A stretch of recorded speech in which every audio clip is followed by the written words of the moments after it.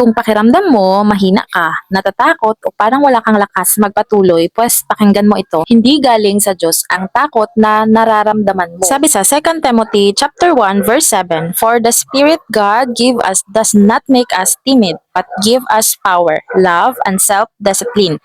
Malinaw ang mensahe. Hindi ka binigyan ng Diyos ng espiritu ng takot. Ang binigay niya sa iyo ay lakas kapag nanghihina ka, pag-ibig kapag nasasaktan ka, at disiplina kapag gusto mo nang sumuko. Minsan, iniisip natin na normal lang matakot at oo, tao tayo, pero hindi dapat doon tayo manatili. Kapag pinili mong maglakad kasama ang Holy Spirit, tinuturuan ka niyang humarap sa buhay ng may tapang at tiwala. Kapag may takot na dumating, una, kilalanin mo kung saan ito galing. Kung hindi ito magbibigay ng lakas, pag-ibig at disiplina, hindi ito mula sa Diyos. Pangalawa, palitan mo ang takot ng panalangin. At ang pangatlo at panghuli, kumilos ka kahit may kaba. Dahil ang tapang ay hindi kawalan ng takot, kundi pagpili na magtiwala ka sa Diyos. Hindi ka mahina. Pinuno ka ng Diyos ng kapangyarihan. Magtiwala ka, magpatuloy at mamuhay ng may tapang. Gusto mo din ba na araw-araw ka makakabasa ng mga Bible verses, may reflection at prayer pa yan? Well, ito na yung pinaka-sign mo para bumili ka na nitong 1-year Bible verses that will surely change your life.